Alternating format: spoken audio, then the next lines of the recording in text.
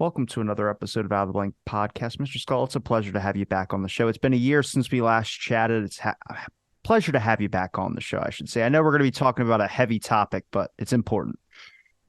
Yes, Robbie, I agree on its importance, and it's also very welcome to be back. It's hard to imagine a whole year has gone by since we last talked, but it's nice to have the chance to re-engage and talk about what is, I think, a really major issue for all the societies I know about.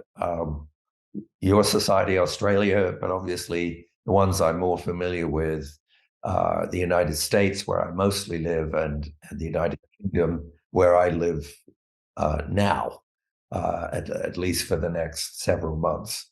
So, madness is one, or mental illness, as we now prefer to call it,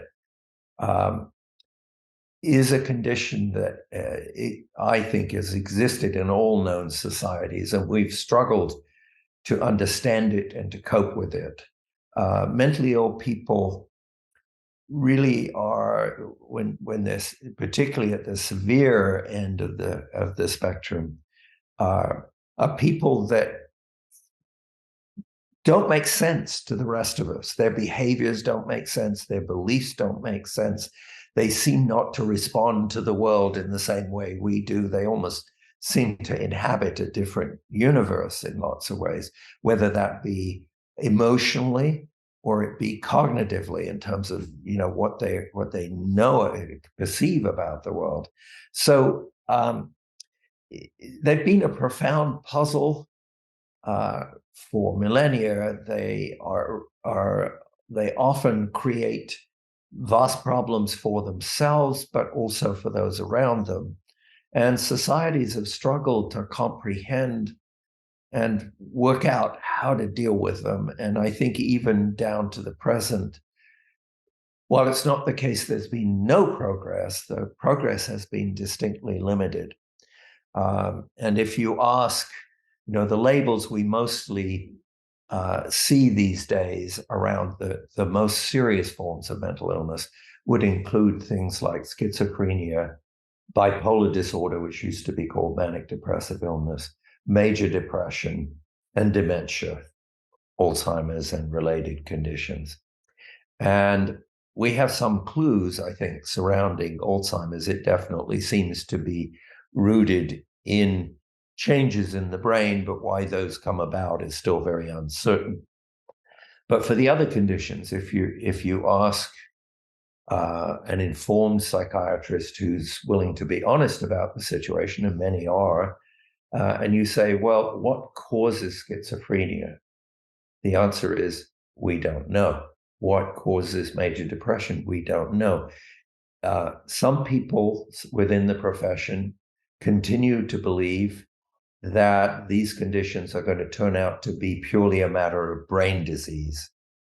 I don't accept that. I do think it's very, very likely, even though we don't know the underlying biology, I think it's quite likely there will be a serious biological component of these illnesses, or some of them. But I don't think that will be the whole picture. I think with mental illness, it's very clear that the environment, the social surroundings in which somebody grows up, the experiences they have, the deprivations that they may suffer from, the kind of whole tenor of their lives makes a big difference here. And so what you end up with is that almost certainly mental illness has the more serious forms at least, have a biological component, a social and a psychological component. And the problem is, for all our efforts, we haven't been able to unpack what that is. So for a long time, stretching back a couple of centuries, there was an observation that mental illness seemed to run in families, that some families were more prone to depression or to other forms of mental Genetically predisposed? Yeah. So there was, and family studies and twin studies, which had huge problems, nonetheless seemed to suggest that we would find a genetic component to these disorders. And so when we managed to cut up DNA, we had techniques to replicate it and to isolate it, and we decoded human DNA in 2003. The expectation was that we would find a gene or genes for schizophrenia or for depression. And we poured a lot of money into this line of work, as we poured a lot of money into neuroscience on the assumption that mental illness is simply brain disease. And so, for example, by 2015, the director of the National Institute of Mental Health, usually abbreviated as NIMH in America, one of the main funders of research into mental illness, Tom Insel, who was the director, stepped down, and he gave an interview, and he said, and he's repeated this recently in a book he published about a year or two ago. He said, while I've been director, I've invested almost all my resources in genetics and neuroscience. And I've spent, I think about somewhere north of $20 billion with a B. And he said, I've funded some really cool science in genetics and neuroscience, and the contribution they've made to the better treatment of the mentally ill has been zero. The mentally ill are no better off these days than when I started investing all that money. Now, that's not to say that some of those avenues of research may at some point pay off, but you do begin to wonder about whether a society that's pouring all its money into one bucket when it comes to mental illness is kind of missing the plot, is not understanding that, one of the things we've got to cope with is how can families be helped to cope with people who are often profoundly disabled? What can be done to make the lives of these people more bearable, given that we have things that help symptomatically, but they don't cure? We don't have a psychiatric penicillin. We do have new drugs. Well, we have drugs that first emerged on the scene in the early 1950s, almost by accident, by serendipity, as we like to say.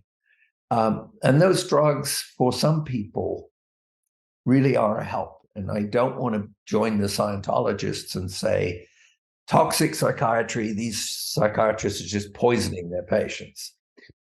On the other hand, it certainly is the case that whether you look at antipsychotic drugs, so-called, or antidepressants, they come with some very serious side effects for many patients.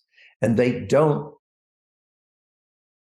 as I say, cure them. What they can do, if we take antipsychotics, if we take somebody who's schizophrenic, they have a range of issues and problems. They have problems with their cognition. They have problems relating to other people. They lose the ability to interact socially very effectively. They often hear voices, suffer from hallucinations. So when you look at that complex of problems, which are profoundly disabling and distressing and sometimes lead to really unfortunate circumstances, when you look at that and you say, well, what do antipsychotics do? Well, for the patients for whom they work, and there are a lot of patients for whom they don't work, but for the patients for whom they work, what they do is damp down the delusions and the hallucinations, the voices people are hearing, the strange thoughts they're having, maybe the idea that people are persecuting them or can read their minds, that sort of thing, or that television is talking to them specifically. For some patients, those very distressing symptoms are alleviated by the drugs, and that's certainly a good thing. But the social withdrawal, the cognitive problems people have, uh, the inability to feel pleasure, for example. Those things aren't tackled by the drugs that we have. And because we've been, the pharmaceutical industry and psychiatry since the early 1950s has been searching for new drugs. And really, although they've developed different ones, they come with their own side effects, and they have the same limitations as the ones we discovered right at the beginning of the 1950s. So we don't have a penicillin. We have a drug or a set of drugs which work for some patients a bit and not for others. And they come with potentially very serious side effects. So, Well, how much of the focus is on actually making the patient better to have a sustainable life compared to making sure that the patient isn't a yeah, problem to no, others? again, what patients need, generally speaking, is not just medication. They also need other kinds of social support and perhaps other kinds of therapy. But it's very difficult to provide those effectively. And so psychiatrists have tended to fall back on drugs as their primary intervention. And for a long time, they tended to ignore the side effects that come. Any drug you take, there is, as someone once said, everybody thinks it's Milton Friedman, but it wasn't. There's no free lunch, right? So if you take aspirin or you take ibuprofen for a headache, for example, with many people, those headaches, it will help you. Once in a while, if you take aspirin, it will cause your stomach to bleed. If you take too much ibuprofen, you'll damage your kidneys, sometimes irrevocably, right? So even those drugs that we buy over the counter and we take pretty freely, we have to be very careful, right? With psychiatric drugs, you have much more serious potential problems emerging. Some patients develop symptoms that resemble Parkinson's disease, relatively immobile, sometimes shaking uncontrollably. Others develop facial tics and noises and jerky movements that, ironically enough, lay people often think they see somebody coming down the street mumbling and shouting and twisting and jerking. They think the person is mad, is mentally ill. Well, yeah, perhaps, but a lot of what you're seeing there is the side effect of the medication. If you're on antidepressants, and a very large fraction of the population now take antidepressants, it very frequently affects people's sex lives, very much for the worse. It often creates other kinds of side effects. And what's worse is that trying to come off those drugs once you're on them is exceedingly difficult. Many patients find it close to impossible. So they're kind of trapped on the drugs. Now, as again, I want to stress, for some patients, those drugs are very important. They make them feel a lot better and less suicidal and so forth. But what the data show is that the increment of improvement, if you like, that the drugs provide over just the passing of time, because many depressions release over time, the incremental improvement you get from drugs is relatively small.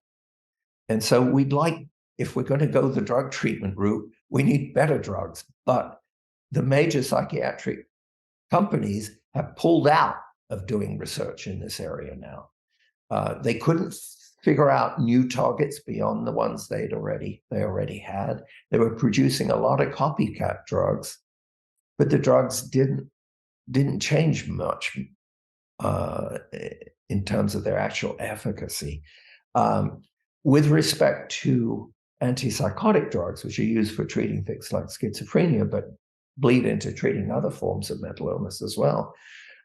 We got in the 1990s, partly because of those neurological problems I mentioned, the Parkinson's, what's called tardive dyskinesia, the jerky movements and so forth, we got some new drugs created that supposedly were better.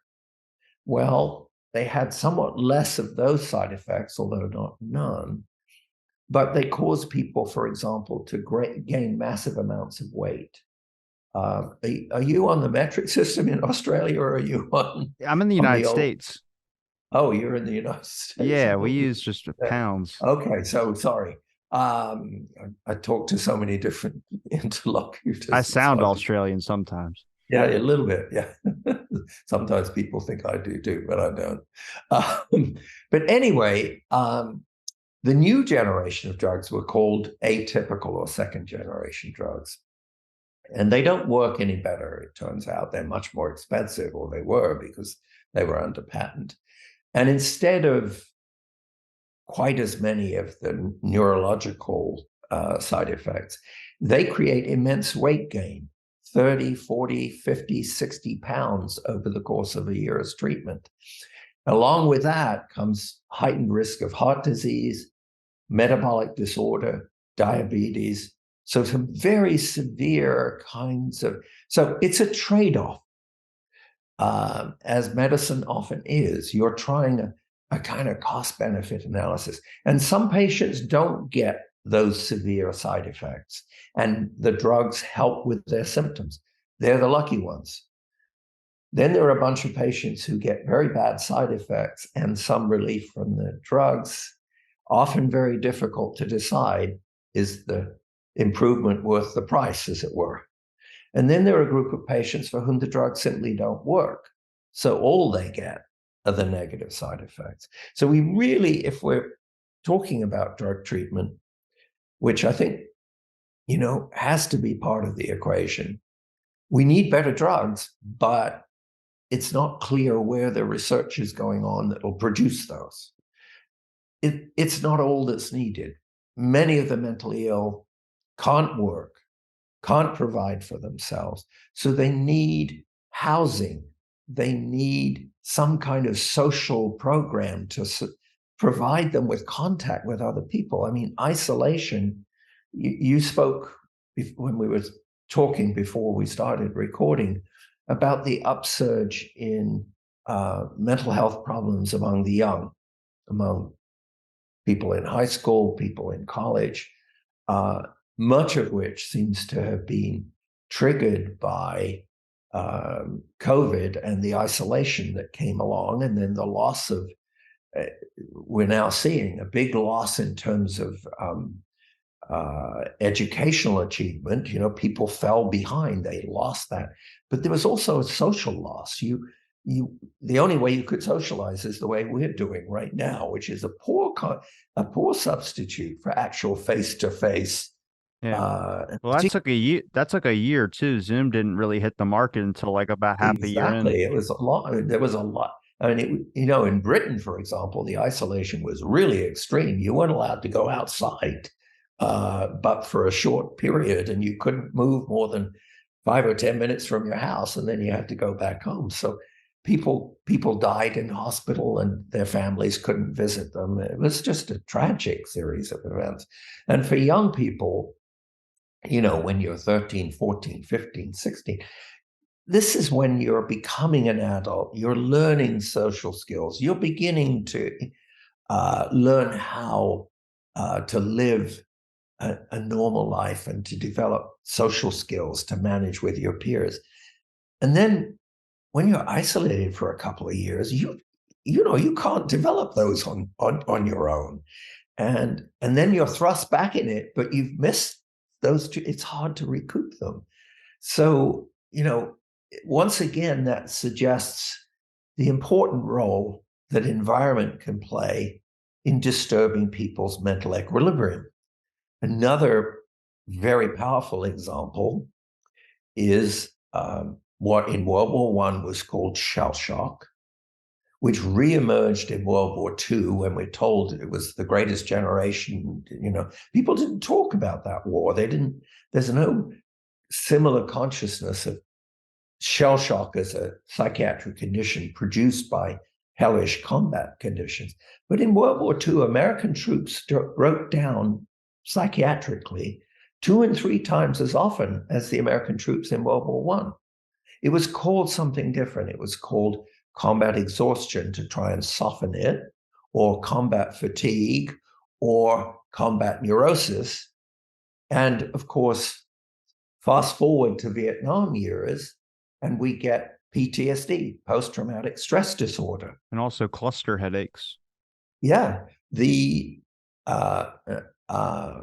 inventors of that category, the people who devised it, wanted to call it post-Vietnam syndrome, because they were psychiatrists working with Vietnam veterans against the war who claimed the war had ruined their lives. And American psychiatry, this was the time of Nixon, they thought, well, that's too political category to call it post-Vietnam syndrome. And so instead they developed this more general sense of post-traumatic stress disorder. Now, over time, the range of things that can cause that has broadened a great deal. In some ways, I think defensively. In other ways, perhaps not so defensively. So what I'm talking about here is, when people are in combat, they're forced to see, to do, and to take part in things that we, in ordinary times, most of us would find morally abhorrent. Shooting and killing other people, watching your best friend's brain be blown off next to you and being spattered with it, any number of absolutely horrific things, the things we're seeing in the Middle East that Hamas did, and now they're just showing it on the television too, so it's affecting just common citizens.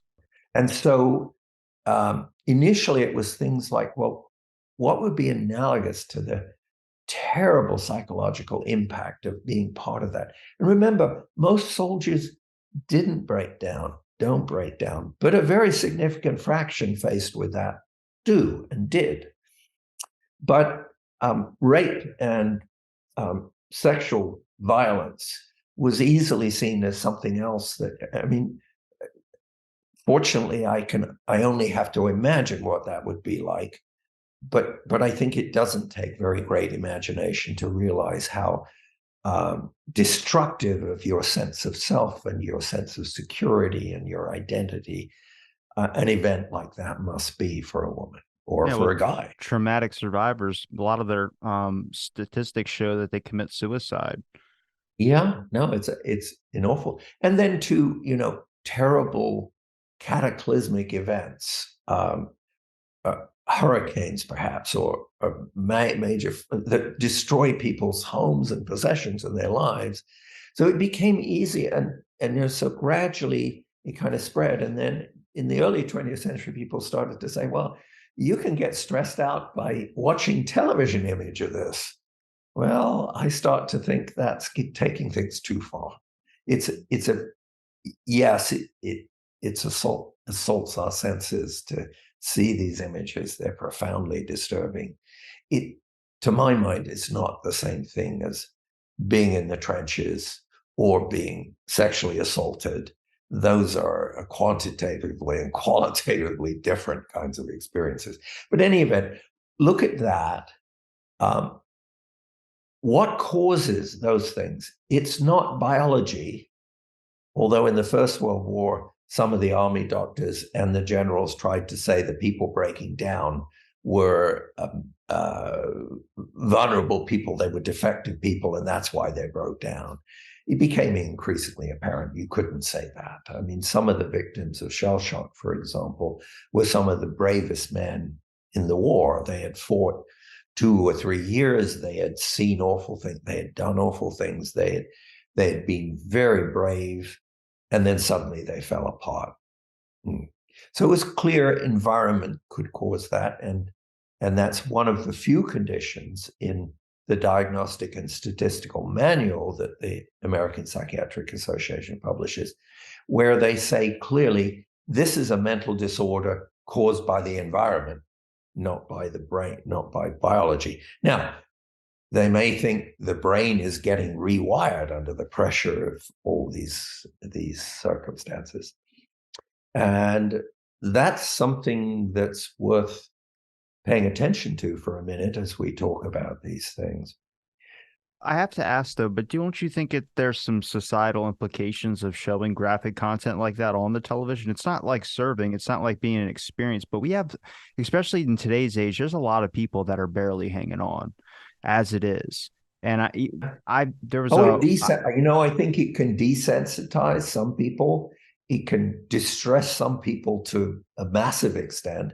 If you're already experiencing problems, that kind of thing certainly can make them worse. I worry about the content of X, for example, being beamed in. It clearly can exacerbate. People get caught into an online community, and that starts to really affect the way they think about the world, they perceive the world, they experience the world. And yes, of course, that's important. I mean, I'm arguing that environment matters. That's part of the environment, particularly for your generation, much more so than for me. My publishers are very upset I don't have a Facebook page. I don't, they want me to do that because it helps, obviously, to have that online presence is useful, but it can also be destructive. We know, for example, particularly with teenagers and even younger kids, there's a lot of online bullying. And, it often leads kids to kill themselves. I mean, it's that serious a problem. So, yes, we certainly need to. You mentioned something before about, the past compared to now, it's not much different. But if you really look at I would say the fix that we seem to have always had is that if we see someone with an illness, we kind of want them to go somewhere and get it out of our hair a little bit and let it be handled. I see that happen today as well too, and I think it starts with that desensitization. That's a big problem because we're not connected as much as there's a stigma behind the psychiatric stuff, and I get it, and there's a troubled past to it. There's just a big misunderstanding as well too amongst people on understanding mental health issues. They hear something, they look up a diagnostic or they look up a diagnosis and they think that they have it, then they start getting on a pills, which could eventually cause them to have that issue. I mean, this whole medical thing, it's all about testing throughout history. I think you put your finger on something very important there, Robbie, about what's different now than even 30 years ago. Which is the internet has been an extraordinary force for change in our society. And in some ways, it's brought great benefits, but it also creates new possibilities for harm. And one of the things that can happen is that people can easily go online and look up. If somebody hints, oh, you might be bipolar, well, you go online and you look at that and you start thinking, yeah, that's me, right? And in that sense, it may fix a problem that when I say fix it, it can stabilize it. It can make it real. It can be part of that person's identity. Where absent looking that stuff up, they might have thought, well, I'm having a depressed time right now, but I'm not manic depressive. I'm not bipolar. So yes, it can inform and reinforce a sense of identity rather than of I can do something about this. And so perversely, it can be bad.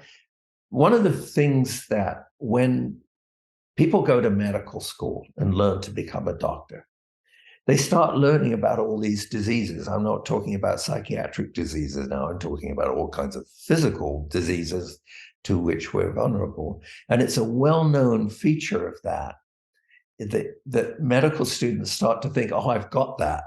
I've got that. And they have to learn to overcome that tendency to pathologize and think, oh my God, I'm one of those. I've got that kind of disease. So I'm not saying nothing has changed.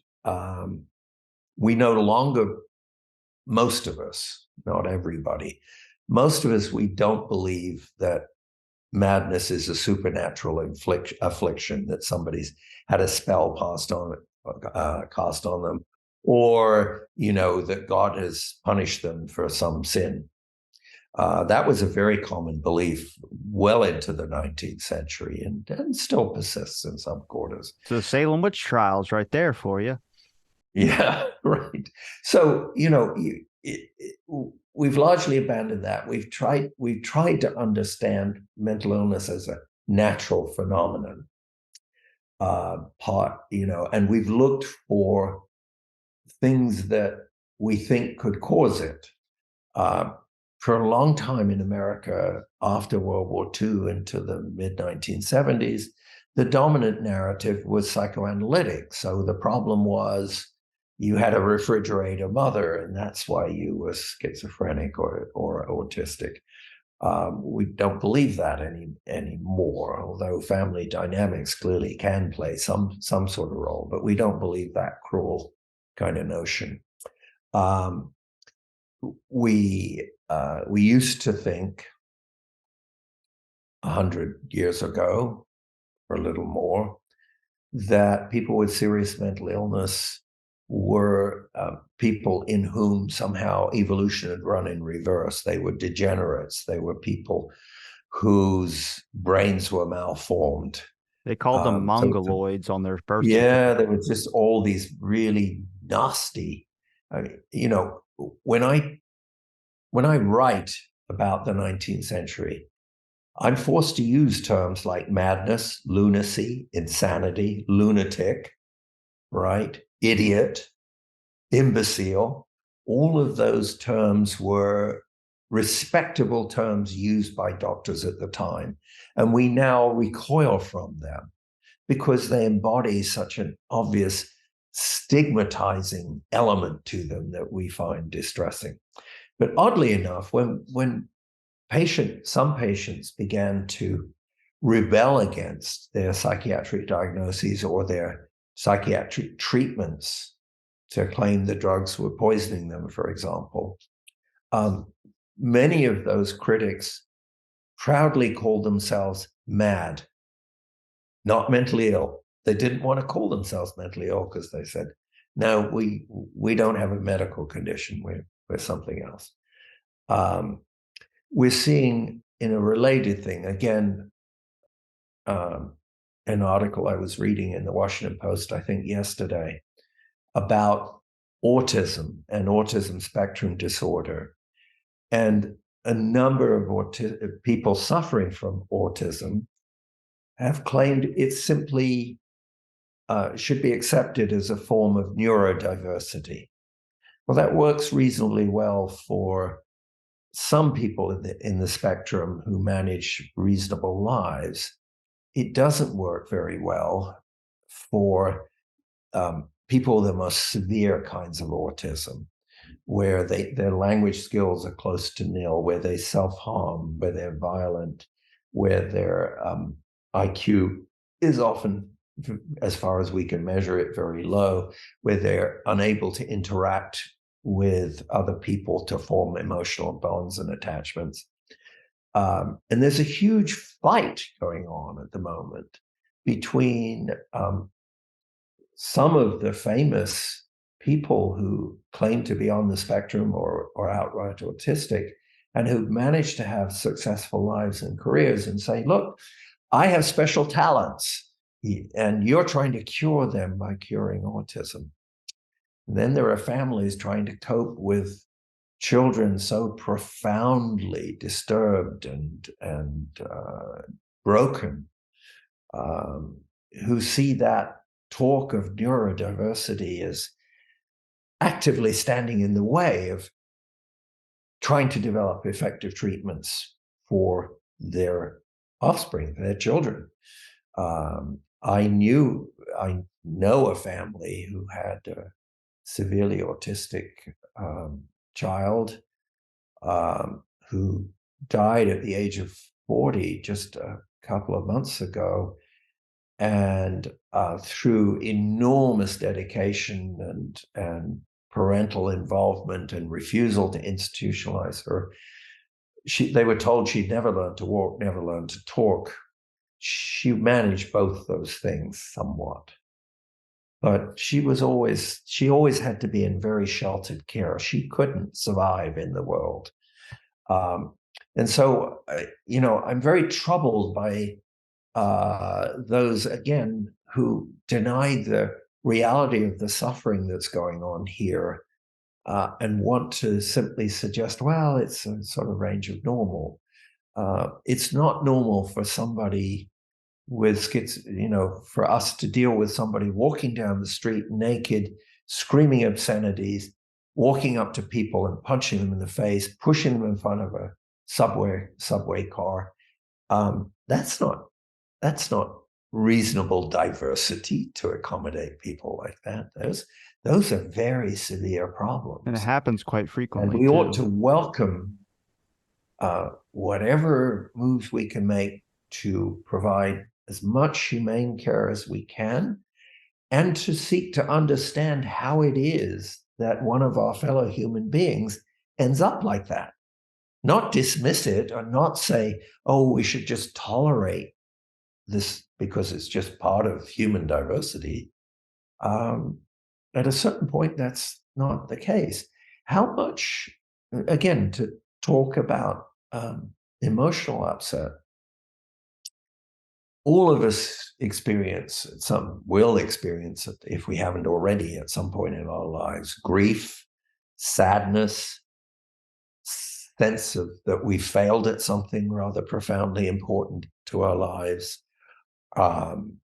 breakdowns of close social relationships, families pulling apart and divorce. All of these things are part and parcel of our human condition.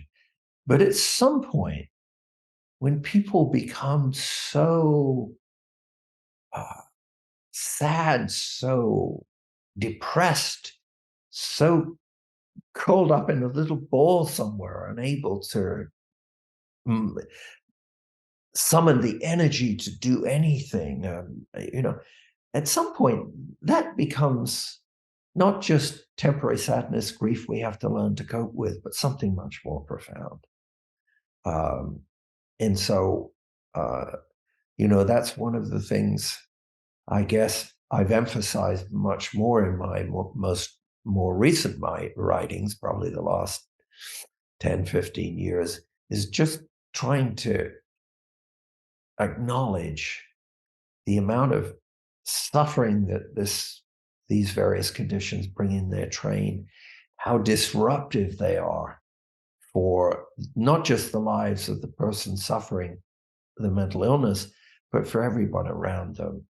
And therefore, the need for us to recognize the reality of that situation, be aware that sometimes our interventions, which purported to be therapeutic, purported to be helpful, actually turned out to be quite the reverse. So in my most recent book, Desperate Remedies, I talk, for example, about lobotomies. The crazy idea that by damaging the most human part of our brain, the prefrontal cortex, we could make the mentally ill better rather than, in many cases, damaging them even more. So there's no question that we've done things, psychiatrists have done things, society's done things which have been profoundly damaging. I think shutting down the mental hospitals without providing the alternatives that could make community care actually work was a societal disgrace. And so I look back at the Victorians who built the mental hospitals and thought that was the solution to serious mental illness. And I'm very critical of that because mental hospitals shut up people in a double sense. They lock them away, but they also silence them. Nobody could hear their voices. It's called They weren't listened mausoleums of the to. mad, is what you called it. Right. And if they did object, or they did voice concerns, very often those were seen as part of their madness, of their mental illness, not as genuine concerns that needed to be addressed.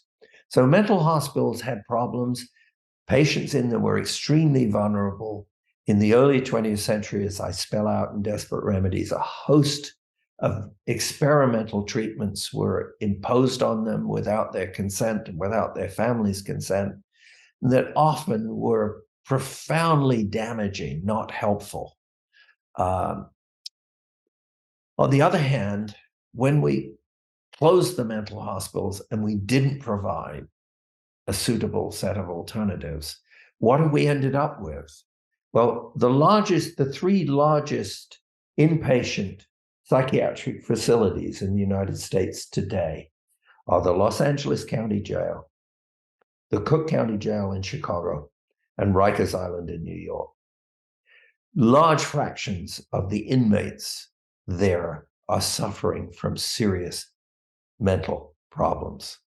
And we used to lock them up in mental hospitals. Now we lock them up in jails. Well, mental hospitals were created in the 19th century, in part because of a desire to rescue the mentally ill from prisons and jails. And now we put them back there. You spoke of seeing homeless people as you walk around, and then they commit some offense, maybe something minor offense against public order. They defecate in public, they shout obscenities at somebody, they threaten them, or maybe something more severe, more serious. What happens then? Sometimes they're referred to a mental health facility, but the treatment's usually very brief. They're back out on the streets, they offend again, and now they're taken off to jail. Or if they've done something more serious, they're put in prison for years at a time. And that's the way we're now choosing to cope with a significant fraction of those people. Or they can't hold down a job. And so they're cast out into the street. They're homeless. They're living in tents. I spend a lot of time when I'm in America, San Diego, LA, San Francisco, New York, everywhere I go, I see that pathology on the streets, in everybody's face, and people suffering from serious neglect. Now, not all the homeless, obviously, are mentally ill. Some of them have substance abuse problems, either alcohol or illicit drugs. Others,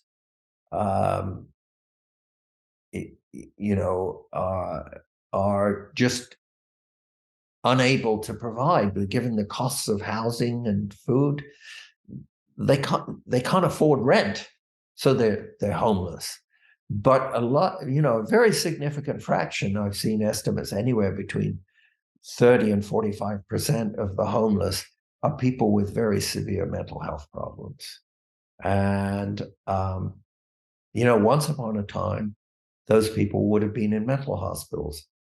For the last 50, 60, 70 years, those institutions haven't been available, and we haven't constructed alternative structures to help. I thought that was Reagan that shut down the last of the mental institutions.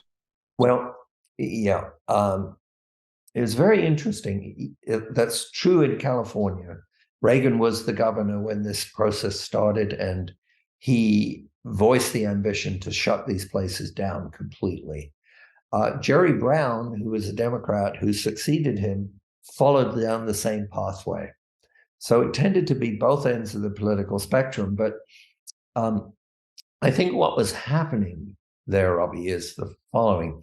On the left, there was a sense these hospitals were dehumanizing, destructive places that damaged the people rather than help them. And so they wanted to get rid of the institutions because of that. And they thought, naively, I think, that the best community, that being out in the community, even if it was not working terribly well, was better than being locked away in one of these Victorian bins. Reagan was motivated, I think, and many of the states were motivated by a very different concern. He didn't like state spending of any sort. He didn't like people who are on the public dole, regardless of whether that was because they were otherwise incapable of providing for themselves. So he wanted to save money. He wanted to shut down the social safety net. And that became the kind of ideology that's come to rule Britain and the United States, Britain under Margaret Thatcher, United States under Reagan. But the people that followed, whether they were the Bushes or they were Clinton or Blair, followed down the same pathway. Basically, everything was left to the marketplace. Well, that's fine for those of us who have the skills and the resources to buy things and to afford a decent life. But if you're somebody who, because of, for example, mental illness or opiate addiction, who is incapable of holding a job, incapable of providing for food and shelter, incapable of developing decent relationships with other people, what's going to happen to you? If everything depends on you being able to buy things and you don't have the means to buy it, homelessness, jail, those are probably what you're going to be confronting. And that's more and more has been the way our society has trended. And we don't have, as a society, we don't seem to have a lot of sympathy or willingness to deal with these problems. We blame the people for their condition, and sometimes indeed they have, with people who become addicted, for example, at some point in the process they had choices, but beyond a certain point they lost that ability to choose, right? And that's what we mean by addiction. They're kind of trapped. So yes, you can say, well, those people initially are to blame for drinking too much or shooting up with heroin or taking crystal meth. But it is also the case, once that has established itself for a period of time, they're no longer in control of the situation. And so we can either abandon them, in which case we see what happens, or we can say as a society, we have some kind of obligation to try to intervene to alleviate those situations. And they're myriad in nature. It's also the case. I was say, could I ask about what about a focus more on personalized medicine? How much do you think that would be able to help out the condition? It just seems like a lot of this is institutionalized, kind of how things were taught back then, an old model that has been going on for a long time. I like to believe in doctors. I really do. I have friends that are really good ones, but the system is pretty messed up. So I'm just curious if that was a way of maybe more focused, personalized. A lot of the workload some of these doctors face, it's not their fault, but it's just. No, it's not. We have one of the things living at the moment in Europe. I've been traveling to partly to give lectures, but also just traveling to see different places. So I've been in Finland, I've been in Poland, I've been in the Netherlands, for example, and you see very little begging, very little, and in Finland, zero. And I was there in warm months, not so you couldn't say, well, it's because it's so freezing. They have much stronger social safety nets, which have, I think, fended off some of the worst of these problems. It doesn't mean they have the answer to cure mental illness, because if they did, the rest of us would simply copy it. But they are able to avoid some of the worst consequences we see.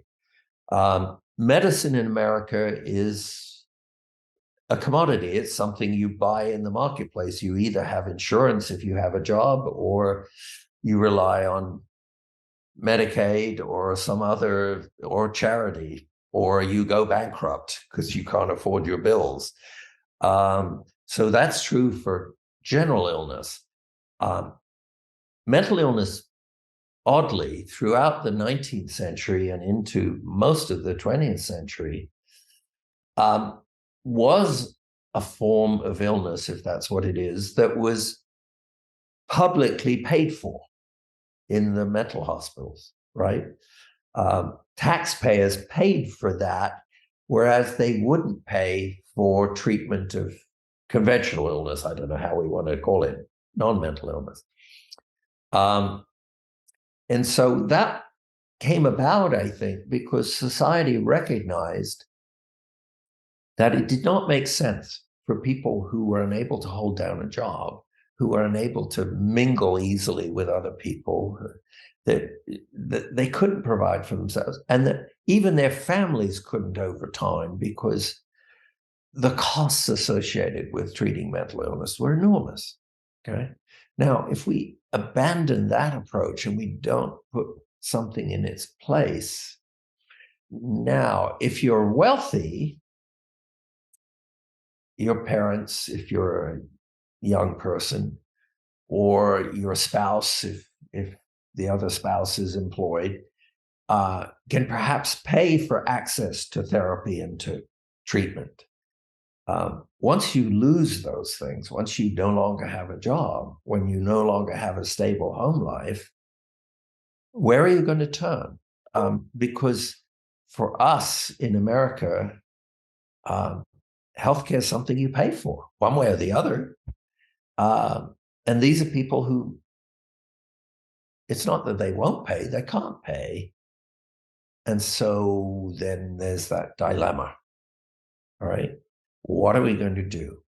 I'm going to be taking part in a big debate. The main center of mental health training here in Britain was founded in 1923. It's called the Institute of Psychiatry.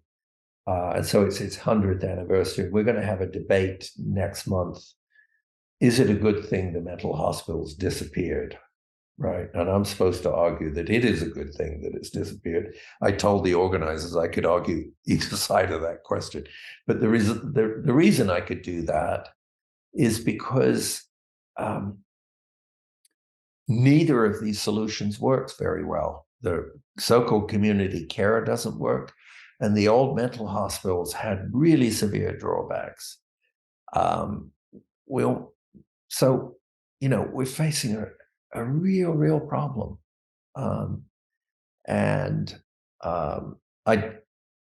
Politicians who we normally say, well, they're the ones who are going to have to solve this problem. Politicians move on. They tend not to, they look at, what do I need to do to get reelected the next time and the time after that? Not how am I going to solve an impossibly complicated problem that's going to require a lot of money and initially not going to have obvious payoff. Going to be hard to do that one. There are a few souls who've tried, but it's very, very difficult. And when budgets run short, the mentally ill are ill-equipped to lobby in their own behalf. And their families often are ill-equipped to do it because they're ashamed because of the stigma that surrounds mental illness. They don't want to acknowledge they have a mentally ill member. So over and over again, in California, for example, where I live and vote, mental health provision is on the chopping block whenever there's a budget crisis. I mentioned earlier there's an article in the today's New York Times talking about the failure of New York City to cope with people with serious mental illness who go on to commit horrible, violent crimes. Just take out Blasio; it'll fix all your problems. Yeah, exactly. Well, they've all tried, one after another, starting with John Lindsay back in the 60s and all Mayor Ed Koch and Bloomberg and oh boy. But what you see is it gets momentary attention when something awful happens. There was an Asian American woman standing on a platform in the subway who was pushed in front of a train and killed under the current mayor. And temporarily, there's a huge fuss about it. But what the Times story shows, and you should take a look at it, is that once that flurry disappears, we're back to a situation where there structurally just isn't anything there to cope with the problems that exist. And the few people who are there supposedly charged with coping with it are either overwhelmed by it or lack the resources or are shut out from the information they need. So they cite cases where an intake worker who's being paid, I don't know, $20,000, $30,000 a year, no psychiatric training, is confronted by a patient claiming they're hearing voices and are going to be violent. And there are pressures on them not to put these people in a hospital because it's going to cost a lot of money. How are they going to judge one way or the other?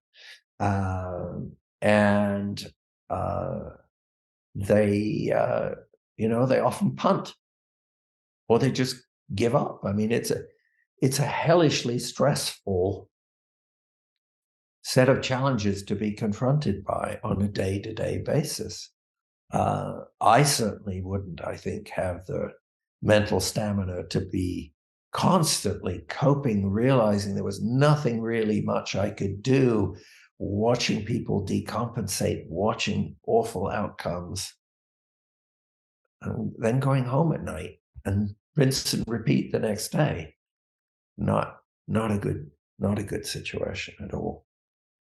Are you optimistic or pessimistic about the direction of moving forward with mental health? Oh boy. Well, I'd like to be optimistic, but I find it very hard to be.